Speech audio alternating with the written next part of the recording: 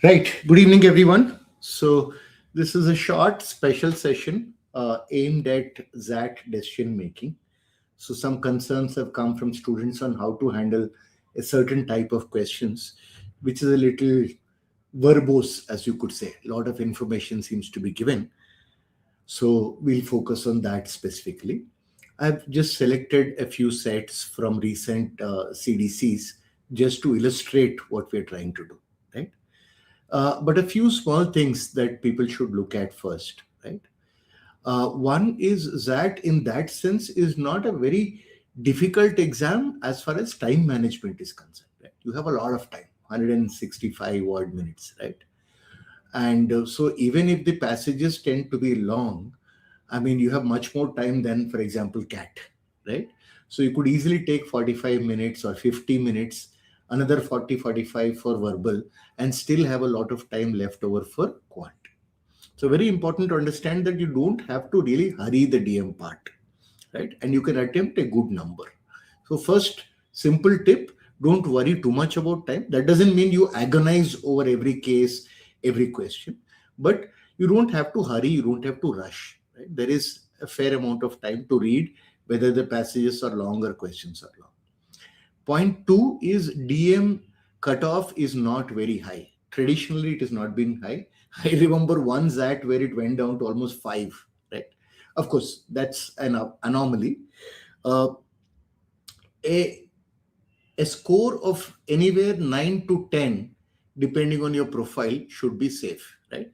So even if you have the worst possible profile, okay, when I say worst, I mean general engineer male kind of profile, you still should be a 10 should be sufficient as far as DM is concerned, right? Now, when you look at, okay, so that is the cutoff part. 10 is the cutoff, not something very difficult to achieve.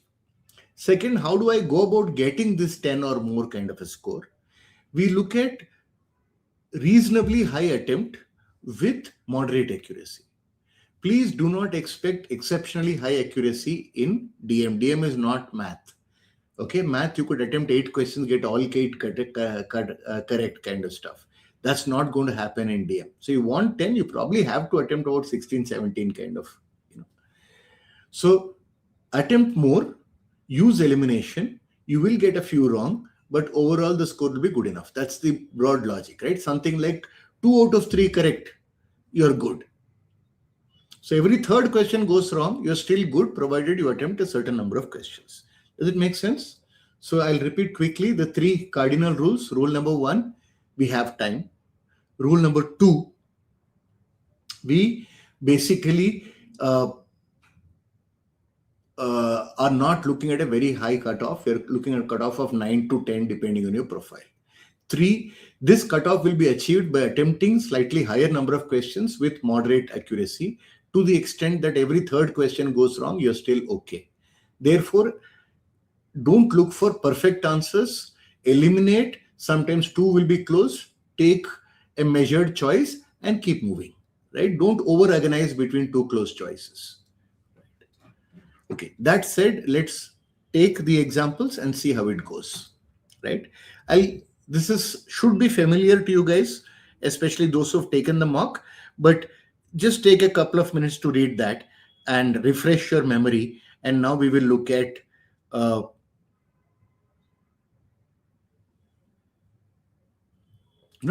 just refresh your memory, then we'll look at how to analyze this.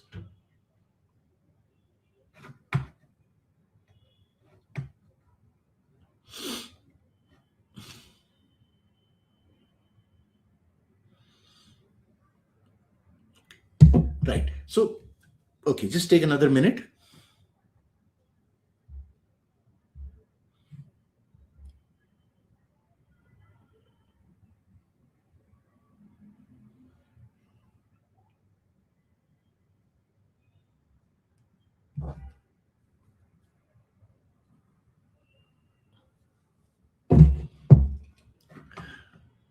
Right. So the first step we'll look at here is read the whole passage once. Okay. Normally, trying to get the overall picture. Okay. So first step is read the whole passage. Don't over worry about is this sentence important, that sentence important.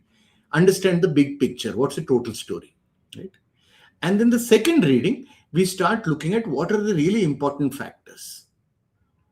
Okay, so if you look at the first step to look at is, okay, assume that you've read the whole thing, got an understanding of the big picture. Now we look at, okay, who are the key stakeholders here? Okay, so first thing obviously is this Maheshwari chart, right? It's a chart and Pani Puri setup, right? So this vendor is a stakeholder because any decisions you will take will affect this person's livelihood. He would like to continue doing business and earn his livelihood. So he or she is a stakeholder here. Now, who are the next stakeholders, right? The people who are patrons who like this particular chart and who would like this particular chart vendor to continue. Who are these? These are teenagers, young couple, working professionals, right? They love this particular vendor for affordability and the atmosphere, like the social gathering place, right? Hangout place that has been created. So this is your stakeholder one. This is your stakeholder two. Who is the third stakeholder? These are the older residents, right? They are concerned about noise, littering, aroma, hygiene, etc. The third stakeholder is the security guard system. These people who are worried about security and who have to handle the delivery personnel, people going in, outsiders coming in, all that particular thing, right? And then the RWA. This is the security system or security guards, a third stakeholder, because they have to do their duty, which is to make sure of security concerns are met while this particular vendor operates. And the fourth is the Resident Welfare Association. Now, RWA is a body, right? The others are, for example, the residents are two groups, but they're informal groups, right? Security guards are people who are doing a job. RWA is a decision-making body, right? They are representing all the residents, including the people who like this chart and would like this chart vendor to continue, as well as the older people who don't want it, who have their own concerns. They're also responsible for security issues. So we're trying to, they have to balance this particular part, right? And unfortunately, within the association also, opinion is getting divided. Okay. As a solution, then the two committee members have basically decided they need to be neutral, not take sides, but they have to take an approach which is driven on process. So this is a guideline as to how decisions should be taken, right? Based on process, the focus should be compliance, safety, and community impact, right? What is good for the community, including safety, compliance, and the desire of the residents also. Does it make sense now? So what did we do? We did an understanding. Now, a few more small things, key facts we look at. One is this Pani Puri cart was set up inside the community. This is important, right? It is not something that is set up outside the community. Then the responsibility will shift to maybe a municipal authority, right? So this is inside, therefore RWO has the right to take decisions on that. Second, it was set up informally, so formal permission, etc., possibly not taken. And secondly, it may not be paying any kind of fee or charges or infrastructure usage charges to the RWO. That also can come in as a decision making. Second, concern is hygiene and concern is security. Okay, so security, hygiene, and annoyance, irritation. These are the three concerns. So when you have multiple concerns, one thing that you will do is, what is the priority? What is the bigger concern, right? So bigger concern one would obviously be hygiene. Right? Hygiene is the biggest concern first, because if there is food poisoning, if people get sick, then that becomes a serious issue, right? The second concern would be security. So if unauthorized people come into this thing, if there is theft or damage to property, that will be a loss to either the public infrastructure of the community or personal property, like somebody's car or somebody's scooter, or people might even come into somebody's flat and take something and so on. Okay, so security, the third concern. The noise and the odor or aroma, whatever we call it. Now, this is also a concern, but this is a relatively lesser concern. That is why I'm putting it in order of 1, 2, and 3. Why? Because it's an annoyance. To some extent, when we live in a group or social community or within a city itself, we are subjected to certain levels of noise or smells, etc. If it goes beyond a certain level, then it becomes an issue, but to some it cannot be completely eliminated, right? So that is something that we balance with, right? So hygiene first, security next, and noise and aroma third, right? Clear so far? Any issues here?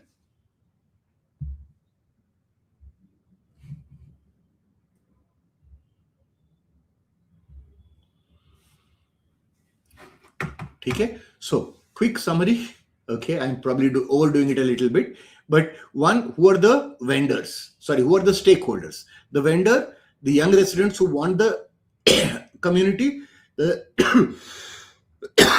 the older residents who have problems, the security guards who have to manage this issue, and the RWA. But the key decision maker is the RWA, because they are formally a body which is responsible for the welfare of the association. Good. Then next step we will look at is what are the concerns. Concern 1 is hygiene, concern 2 is security, concern 3 is noise and aroma, in the order of importance. Okay. Now let's take a look at the questions. Right.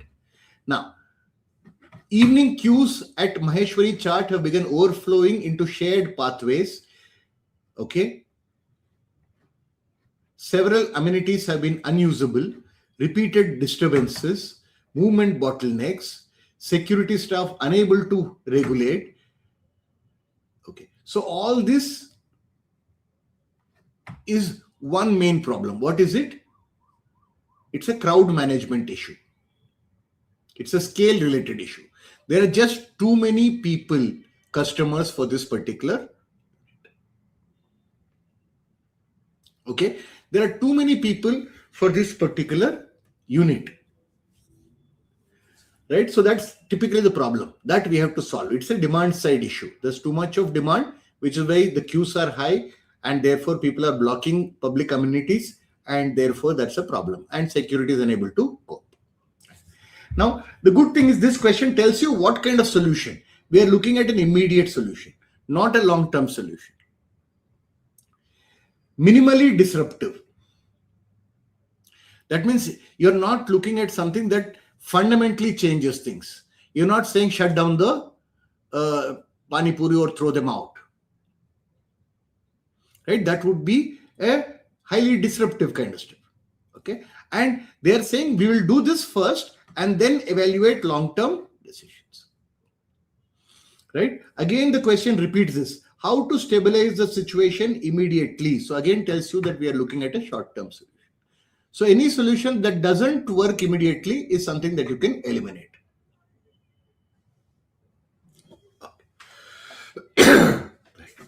For example, okay. Second key thing is minimally disruptive. So anything that is massively disruptive is something that you can eliminate.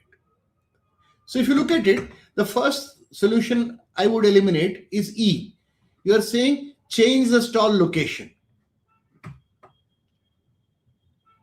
One, I'm not sure it will work, right? Because we have, anywhere within the premises, there would still be problems as long as there are heavy queues and large number of people. Second, this is not something that is immediately possible and would entail a fair amount of disruption. Okay.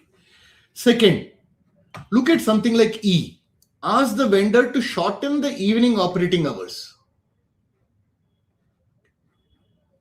What is it? For example, let us say the the vendor is operating between, let us say, 6 to 10 p.m. Okay, and the crowds are very heavy. Suppose you make it 6 to 8 p.m. or 7 to 9 p.m. Will the crowds reduce? In fact, it may have the exact opposite effect, that the crowds might go higher. Why would the crowds go higher? Because you're basically saying, whoever wants to come and buy, please come in this reduced hours. That's actually going to make things worse. Temporarily remove high demand items. You're basically saying, but there are a lot of people who love this particular vendor. Now you are saying remove the items that they love. That's again disruptive. Okay. It is again the issue of managing the crowds. So you have then B and C as potential decisions. Issue a resident advisory urging voluntary staggered visits, or create block-wise timed access slots.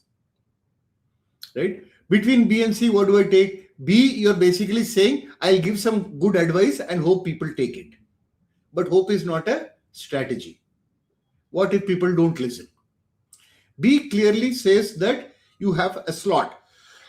6 to 6:30 is block A, 6:30 to 7 is block B, and so on. And that is something that is verifiable using the security system that we have. Right? So B is more likely to work than C. Make sense?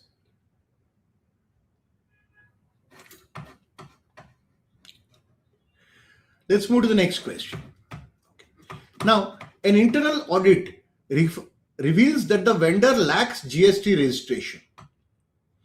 Now, this is a legal issue, and also sources ingredients from unverified local suppliers, which creates safety concerns. Now, this is two major issues. One is the legality, and second is the safety concern. Now, between the two, which is a bigger issue? To me, safety concern is a bigger issue. Right? Somebody getting sick is a big deal.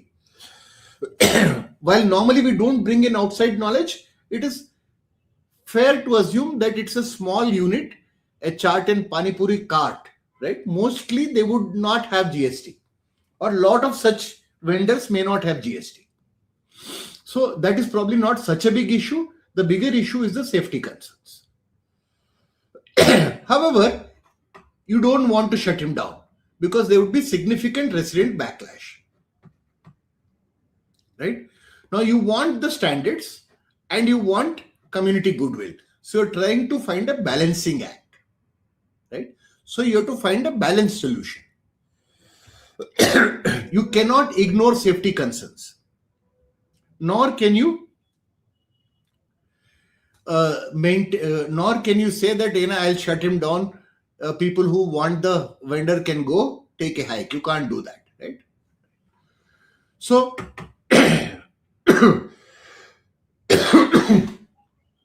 look at it. Allow operations while vendor registers and shifts to approved suppliers. This will solve a problem, but temporarily you are allowing him to continue even though issue is of safety and not registered GST. I'm not 100% happy with this. Strict timelines is a good thing. Now, if it is only GST registration, I would be reasonably happy. I'd say, ठीक है यार, GST के लिए थोड़ा time ले लो. But safety is a concern. But on the other hand, as of now, concerns are there, but there is no direct information that people have fallen sick. So I'm okay with A right now, though it is not something I'm very happy with. Impose a strict penalty while allowing continued operations under strict weekly hygiene checks. The problem is the penalty doesn't seem to be a solution. Penalty is what? You're asking him to pay a fine. How does it help? In fact, it might say, okay, I've paid a fine, now I can continue. You're kind of authorizing him to continue because he has paid the fine, right? So it is not solving the issue. Nor does it give you any timeline which says that itne din mein solve ho jayega. Okay?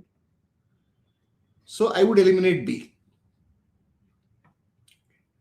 Now, allow temporary continuation provider vendor signs a compliance upgradation commitment. Now, the problem here is the commitment is not time based. So A and C are in that sense similar. Both are allowing operations. Both are looking at getting the compliance done. So if A and C are very similar, what is better? The small difference between A and C is A specifies timelines and also specifies exactly what the vendor needs to do. Register for GST and get approved suppliers. C doesn't specify the action required, doesn't have a timeline. So I would take out C. Suspend operation for 3 days while helping the vendor formalize documentation requirements. I like this because here you are kind of telling them that, look, we will help you. You may not know some of these safety issues because you're a small vendor. We will help you get good suppliers who will provide you safe raw materials. And 3 days is also a timeline. The only problem is it is actually stopping operations. Now that creates a backlash. Now you could possibly explain to the community that it's only 3 days, therefore please bear with us and we'll come back with safe ingredients. But will the community listen? We don't know. So D is also potential. Permit operations only during weekends. How does it help? Let there be unsafe stuff during weekends. Only then I will allow you weekdays. This doesn't make sense, right? Safety is a concern. It's a concern for both weekdays and weekends. So it doesn't make sense for me. So we have eliminated B, C and E reasonably easily. Right? C was close, but between A and C, A is better. So we will take out C. Now between A and D, it becomes a call. The call is, do we suspend operations? Both have strict timelines, but D suspends operations. Now, if it depends on, can we allow a certain amount of continuing operations, or do we take the backlash for 3 days, right? So finally we said, look, A is relatively better because it is given that there's going to be a significant backlash.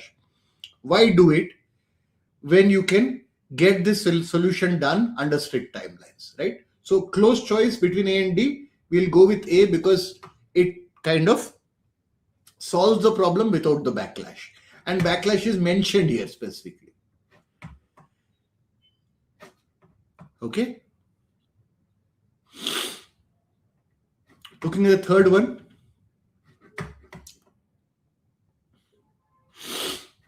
A subgroup of residents have launched a fast growing petition supporting Maheshwari chart.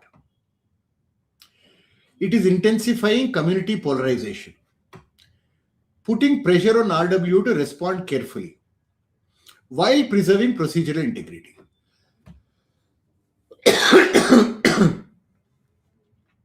Okay.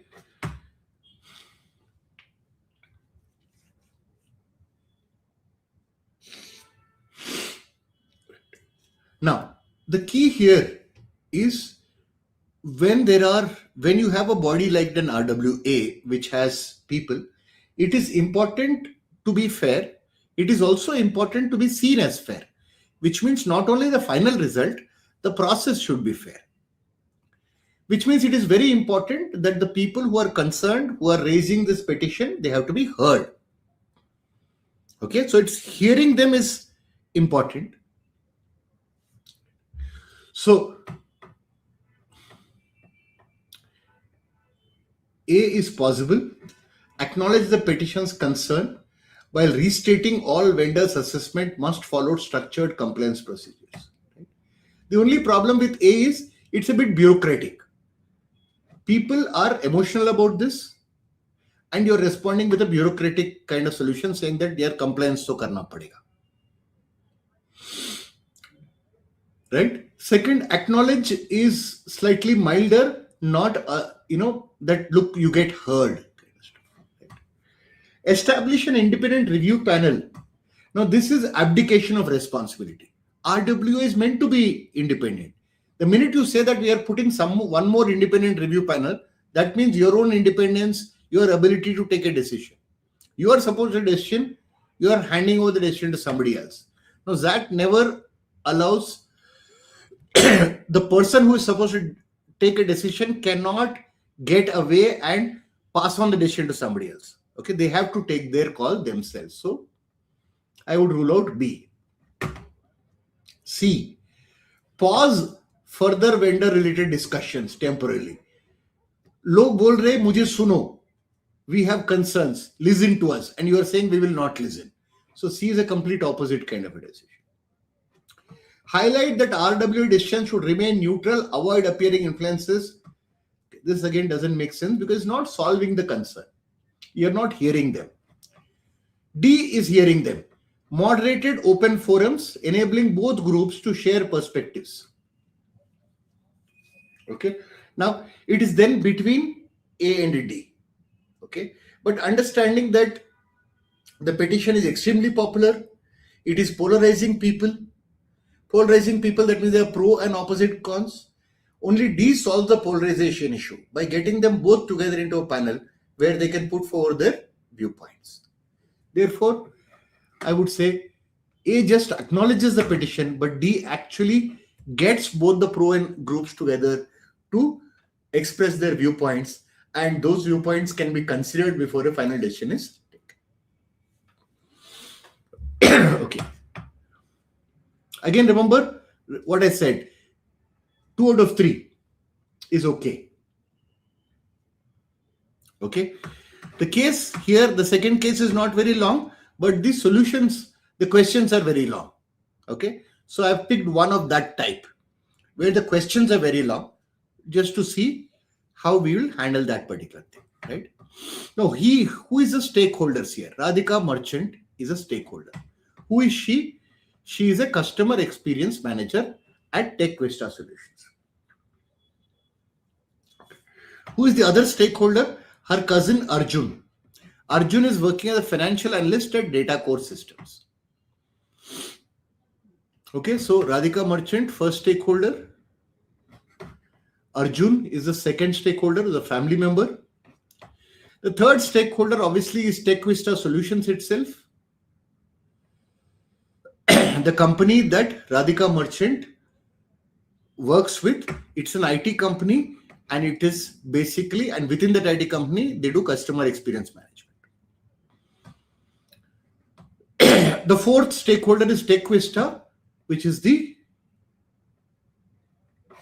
Tech Vista is the fourth stakeholder because that's the company that supplies infrastructure to Data Core Systems. Data Core Systems is the fourth stakeholder, which is the supplier of Tech Vista. Now, what is the basic problem? The basic problem is Data Core as a company has severe cash flow problems. Therefore, it may not be able to perform its duties, contractual obligations. How does it affect Radhika? It affects Radhika because if Data Core fails in their contractual obligation, Tech Vista's work will get affected. And if Tech Vista's Radhika Merchant is an employee. Okay. But if Data Core fails, then Arjun might lose the job. Especially if the information of Data Core's cash problems, if it is found out that Arjun has leaked that information, then he will definitely lose the job.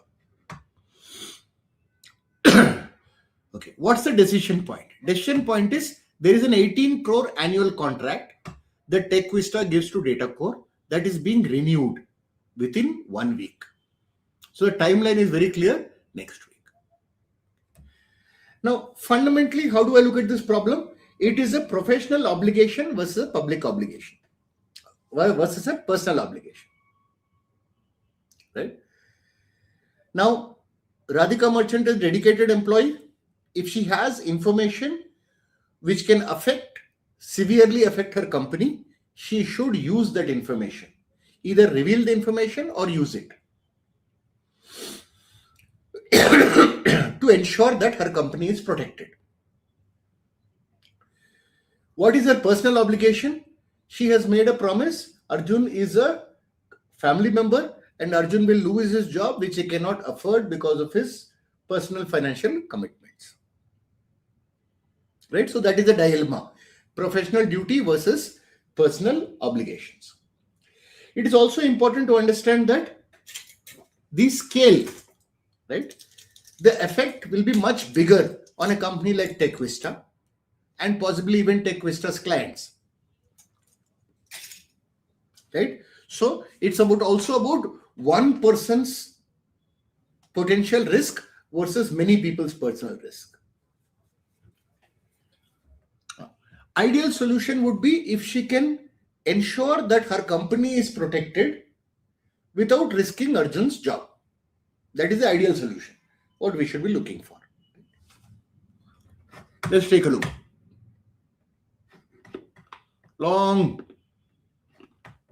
Oh, sorry, 1 second.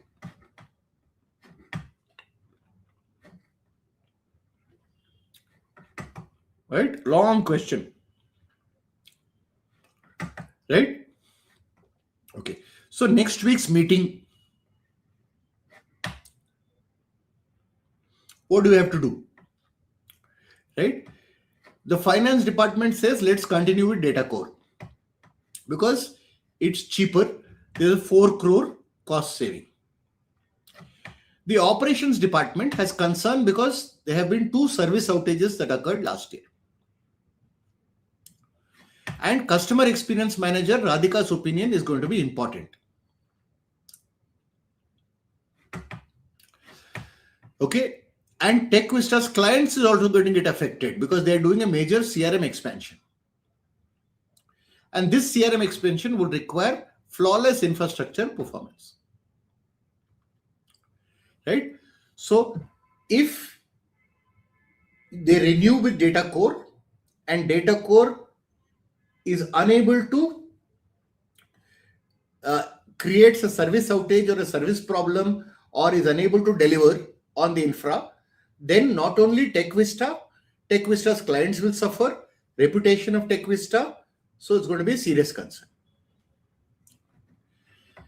Now, Arjun says that data core's management is confident that they will get 3 major contracts and things will turn around. Right? But this is less important because it's a hearsay.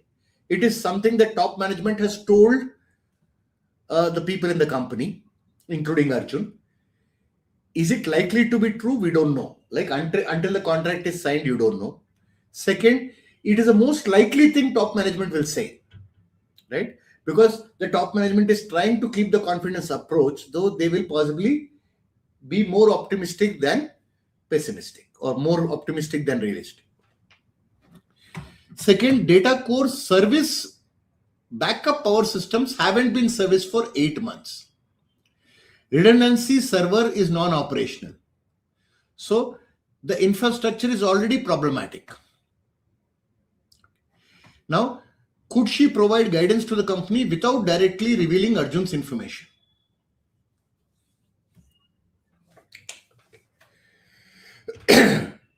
Right? So from now, one thing is clear.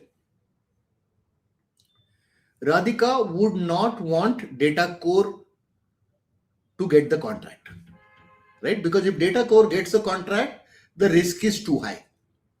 2 outages have happened. Their backup servers are non-operational, or at least one of them is non-operational. Their backup power system has not been serviced. The risk is too high, especially with a big client and a major expansion. The question is only about how to do it without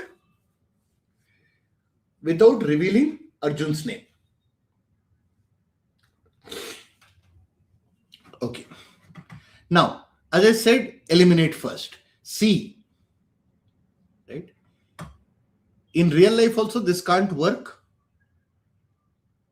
recuse herself, citing a potential conflict of interest. Now, you can't do that unless you tell them what the conflict of interest is. The minute you tell them, then Arjun's name comes out. Second, XAT DM will never allow you to just say that I don't want to decide. Right? Do nothing is never a correct answer.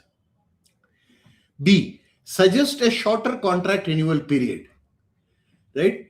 It's again, it doesn't work because a service outage can happen anytime. Right? If you say that let's do a 6-month contract instead of 12 months, there's no guarantee that the service outage will only happen after 6 months. It could happen in the first month itself. Right? So this doesn't make sense.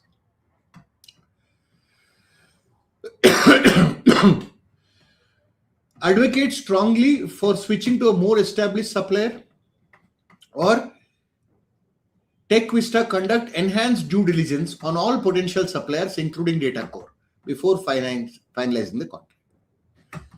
Share information with her manager in confidence, requesting they protect the source and verify independently. Right? This is a risk, right? Because Arjun has basically said she has promised that she will not tell anyone. And once the name comes out, there's no guarantee. Because Radhika has a personal obligation. The manager may not have that kind of obligation to protect Arjun.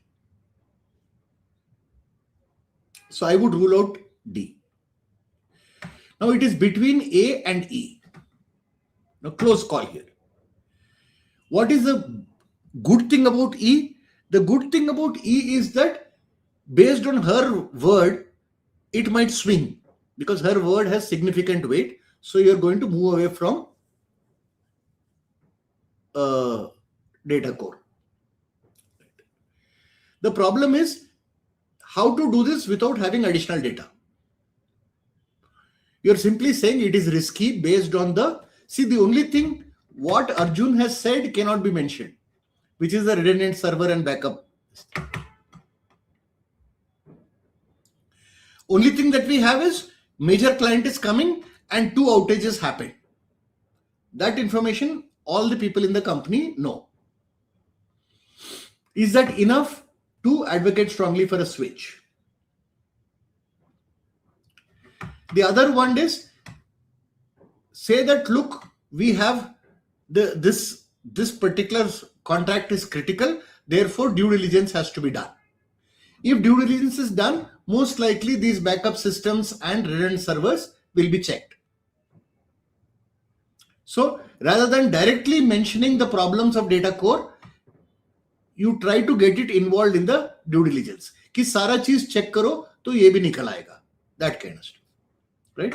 So between A and E becomes very close, but A makes sense because without mentioning data core's problems, it is difficult for her to ask for a switch. But if you do a proper due diligence, these issues will anyway come out, and then she would have achieved her objective of getting a new vendor without revealing Arjun's name or without revealing the information that Arjun has given.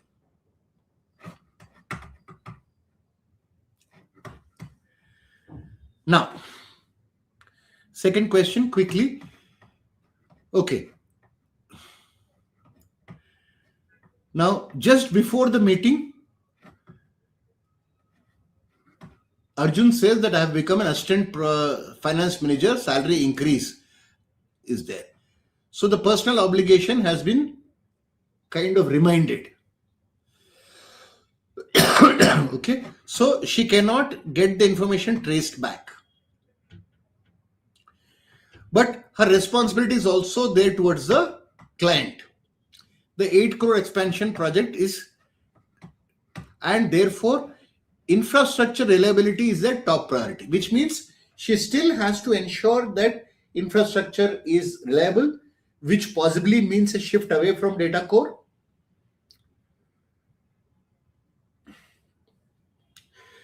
Only thing is she has to ensure that Arjun's information or Arjun's name should not come out.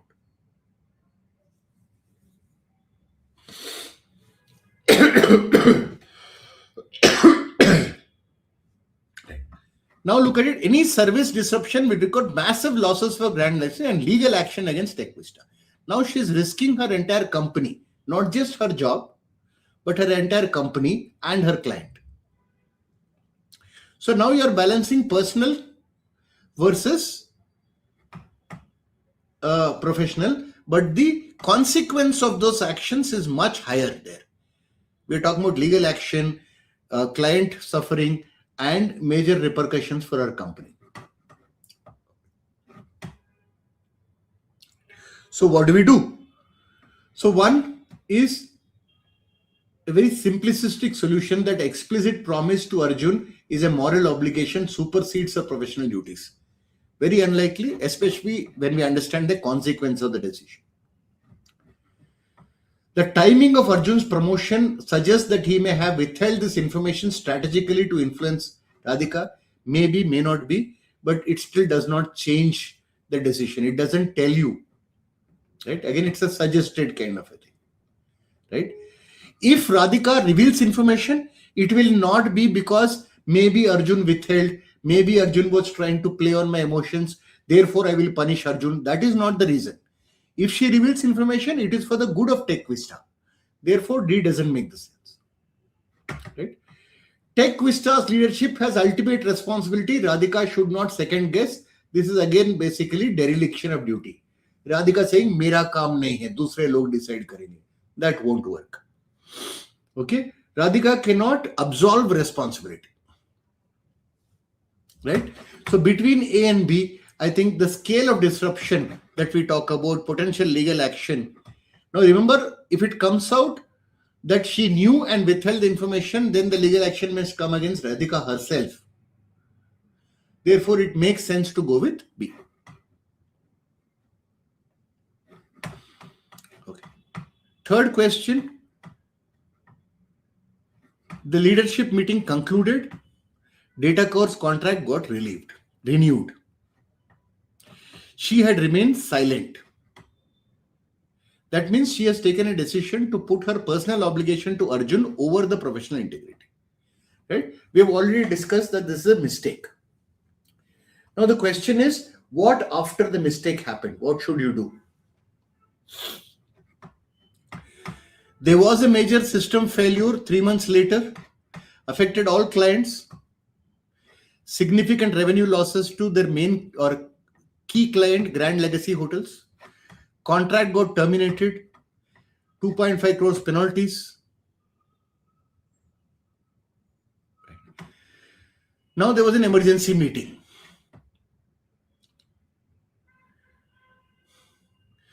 And then Vikram Patel is asking, how did we miss this? I didn't know. Did you know anything that could have helped us avoid the disaster? Now, how should Radhika respond? Now, this is now a completely ethical issue. Nothing else. The consequences are personal because whatever losses have happened have happened. It is not about protecting TechVista because she failed to protect TechVista. She failed to protect her client. Even protecting Arjun is no longer possible because data core will suffer now because of this system failure. So it is not about protecting Arjun anymore. It's not about protecting herself. It's about protecting herself or taking an ethical decision.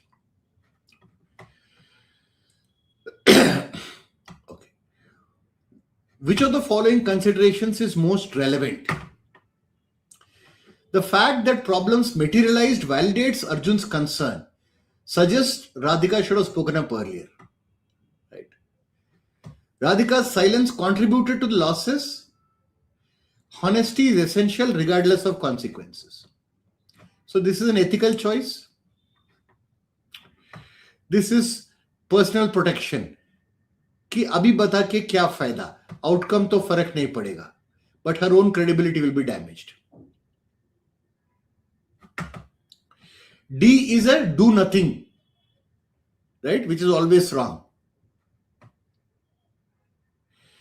It would now betray Arjun retroactively, no constructive purpose for any party involved. So A and E are more or less similar. A is protecting herself. E is protecting herself and Arjun. Now, difficult to say what to do in a real business scenario, right? But from an ethical perspective and a B school perspective, ethics probably is more relied upon than in a real life business scenario. Do all business houses practice this level of ethics? We don't know, but I think it's expected at a B school. So we would go with the ethical option, which is C. Okay, so we'll stop here. It's meant to be a short session. So one final summary, look at stakeholders. Who are the people the decisions will affect? Two, always understand who is going to take the decision. In this case, Radhika was the decision maker for most of the questions. In the previous question, the RWA was the decision maker. The third thing we look at is what are the concerns. In this case, the concern was professional duty to the company and the client vis-a-vis the personal obligation to a family member. In the previous question, it was about safety, hygiene, security, and the annoyance and irritation. And the RWA trying to take a decision which is a balanced decision in the interest of the welfare of the association. Okay? Then use elimination. It might come down to about two options. Spend a little time trying to decide. Don't overspend that time. Some questions will go wrong. Attempt enough and you will get the cutoff. As I said, even getting every third question wrong should not be a problem. Okay. So that's it from my side. Thank you for tuning in. And yeah, any questions I'm not able to see.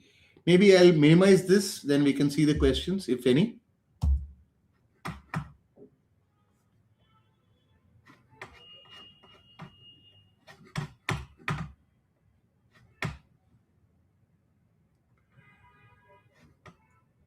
Yeah, Rachit says, why D? For which option? Which question? Okay, sorry, I must have missed this. This would be the second question of the first set. Okay.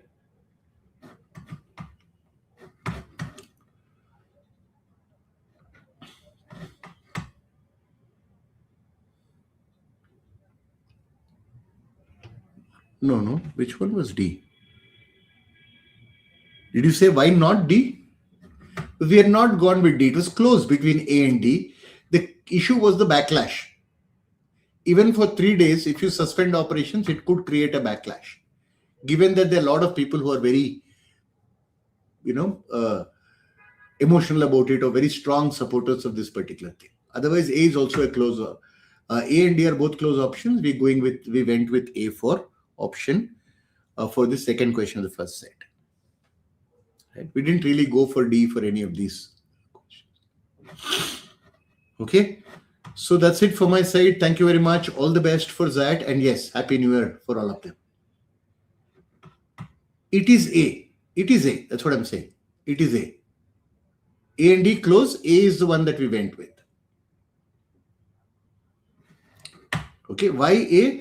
Because you have a strict timeline. You're solving the problem, but not stopping operations because that would create a backlash.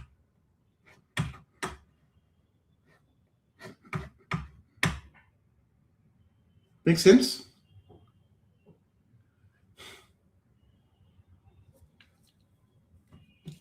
See, again, you could technically justify D also, saying that 3 din hai, 3 din ke liye, you can ask them to, you can commit that services will be restored in 3 days. Question 3. Okay. Let's see.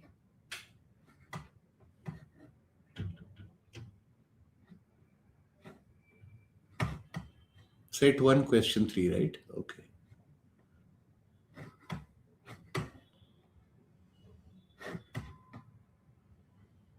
Why is D the correct answer? We discussed this. The key was A is merely acknowledging the petition's concern, right? Which is a mild option. You're saying, अच्छा ठीक है, हमने petition पढ़ लिया, देखेंगे, right? Compared to D, where we are saying, look, because there is a polarization that is happening. right? And that is dangerous, not just for this issue. If groupism happens within a welfare association and people become at loggerheads, solving that becomes a big issue. And therefore, allowing them to actually express their viewpoints. That is why D becomes the correct answer. You got it?